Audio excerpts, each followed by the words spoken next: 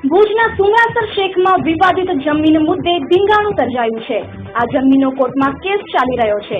તેમજ એક પક્ષે જમીનમાં એરંડાનું વાવેતર કરતા અને બીજા પક્ષે જમીનમાં ખેડાણ કરતા મામલો વિચક્યો હતો અને મારામારી સર્જાઈ હતી। ભુજ તાલુકાના સુમરાસર શેખ ગામની સીમમાં આવેલા સર્વે નંબર 354 વાળી જમીન બાબતે કોર્ટમાં કેસ ચાલી રહ્યો છે। સુમરાસર શેખના કુંભાર પરિવારે આ જમીનમાં એરંડાનું વાવેતર કર્યું છે।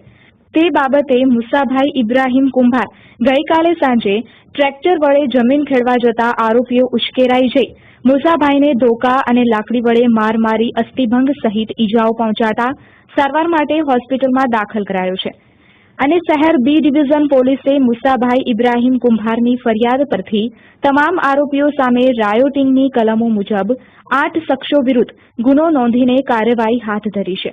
આદમ અમારું ખેતર વાવેતર થયેલ હતું, ઈંડા વાવેલા હતા, જેમાં ટ્રેક્ટર લઈને બધા 42 જણા ગયા હતા એને ભંગ કરવા।